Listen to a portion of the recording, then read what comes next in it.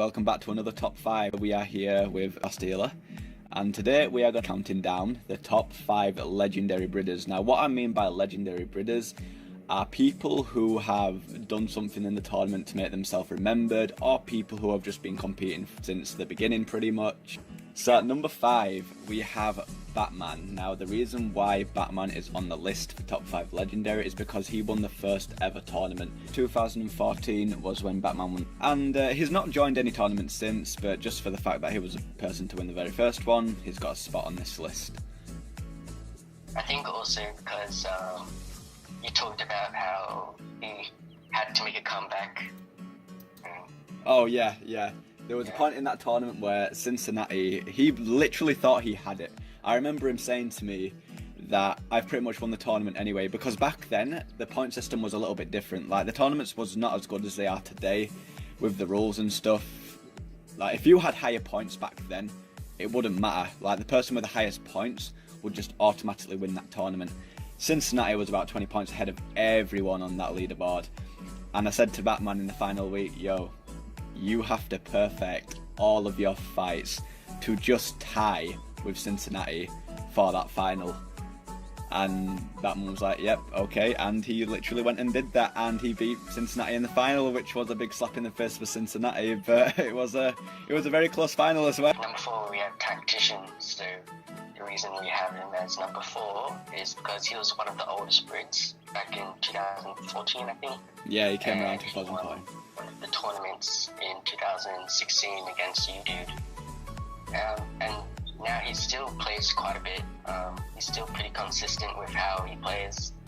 I think he plays the same way as he did back in 2016, but he's still decent. So yeah, that's why we have him at number 4. Yeah, he also mentioned to me that he will be joining the One Bill tournament as well. So a lot of the people on this list don't even play anymore, but there's a very few on here who do, which is very interesting because it will be really cool to see how he competes with the Bridders today, as Bridding's a lot different than it was back then, and you'll know this more than anyone. Yeah, number 3, Slide Zone.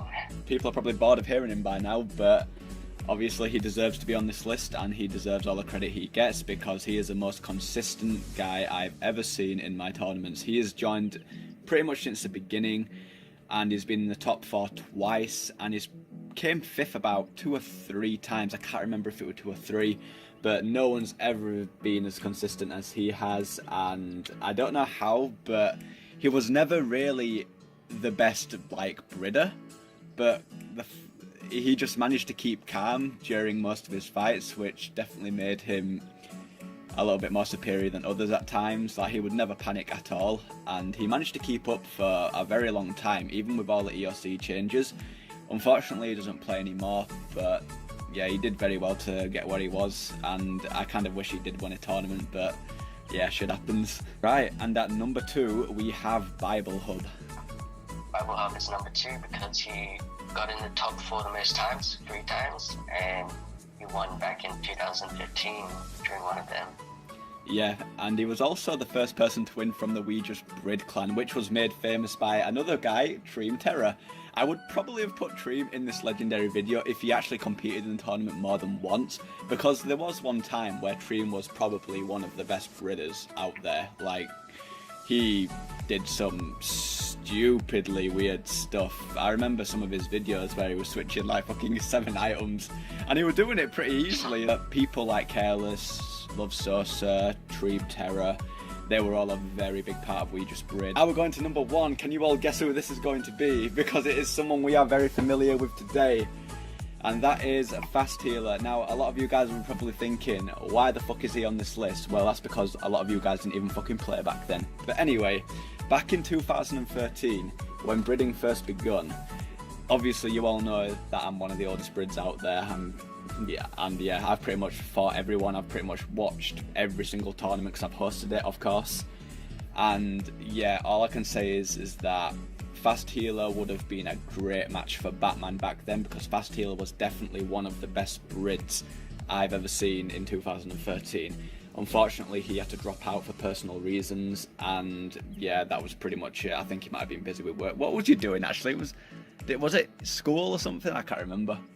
Yeah, it was cool. Like all the fights, and when people were online was like when it was like 4 a.m. for me. Yeah, So I that's dropped yeah, out. because of the time zone. Now, just remember, guys, the tournament's out like this today. I was the only referee, as I was the host, and I just wasn't on for most of the Australians. So, yeah, do you know what? The Australians have every fucking right to, you know, flame me and BS me these days. But they've got me back, haven't they, these past fucking couple of years when they've won the tournament back to back. So, yeah, well done, Australia.